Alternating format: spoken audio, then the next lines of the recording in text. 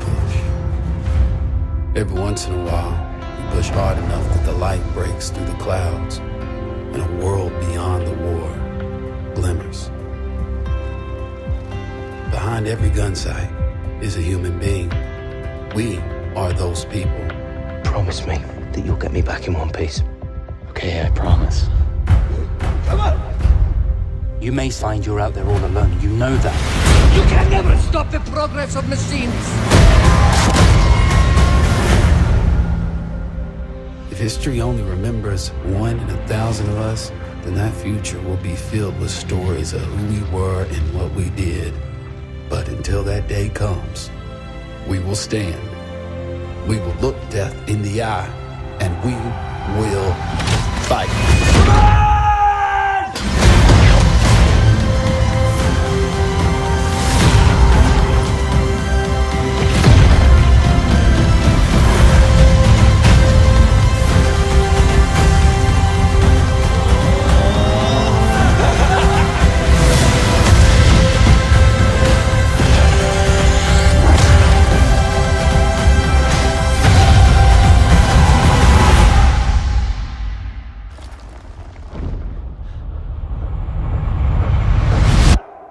There you guys have it, Battlefield 1 official single player trailer.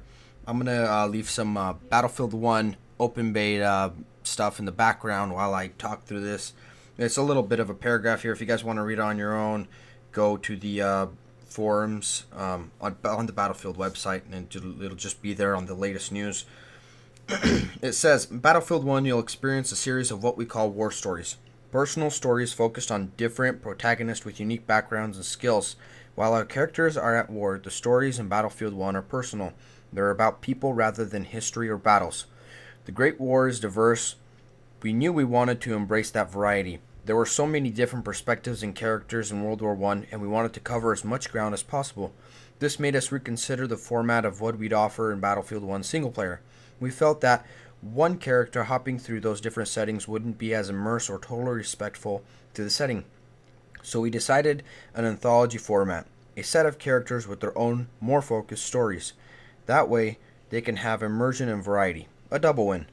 For example, or one example, is the war story Through Mud and Blood. It takes place late in war and centers on a British Mark V tank crew. I think the V Mark is a 5, I don't know. The story focuses on a young soldier assigned to the crew as a tank driver. However, our protagonist has no experience of these modern war vehicles and need to learn, and learn fast. Our hero is also struggling with earning the trust of his fellow crew members, so there's a social dynamic in the story, making the whole thing something personal. Danny Edwards, our driver character, is not an ace sniper. He's not a crack pilot. He's not a demo expert. He's a former chauffeur, a volunteer new to war. He can drive and he can fix things. That's where we start. In previous Battlefield iterations, we've experienced a story through the eyes of one main character, and it was very rare that the camera cut anywhere. But in Battlefield 1, we decided we wanted stronger characters instead of just telling players you are the character. One way to do this was to invoke classic cinematics that lets you see your character more than in a first-person theater. We wanted the player to see and feel what the characters are going through rather than just experience it from behind their eyes. That has really paid off for us, not just in storytelling ability, but in emotional engagement.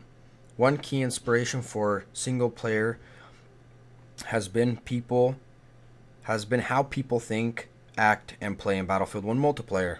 People playing Battlefield games, usually have an objective, a loadout, and a plan. The plan often comes apart as you're realizing it, and you might have to improvise to make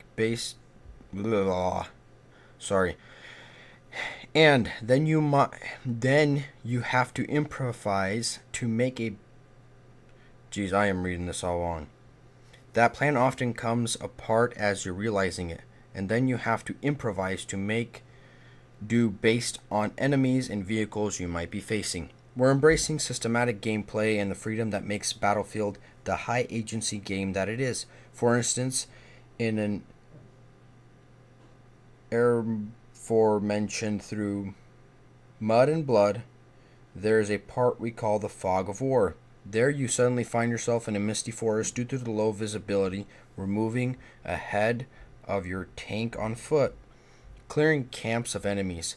If you like, you can use explosives to blow your enemies' anti-tank weapons, or you can sneak up and do melee attacks. Eventually, you come across a relatively large base with field guns, and you can either destroy or protect your tank, or use against the enemies.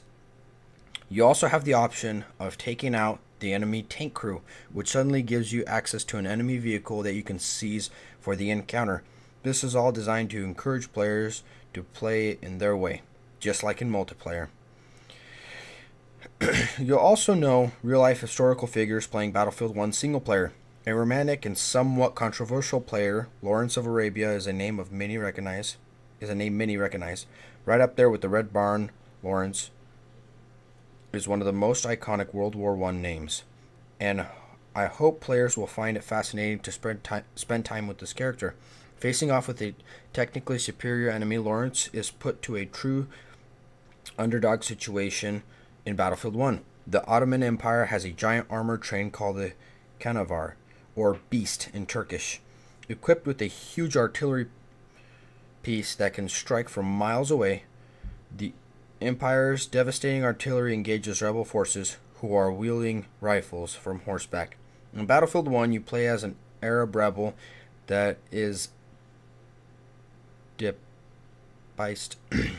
In Battlefield 1, you play as an Arab rebel that is depiced as Lawrence's right hand. The character needs to use her resourceful playstyle to scout out enemy encampments, liberate the equipment needed, and draw the armored train out of a final confrontation.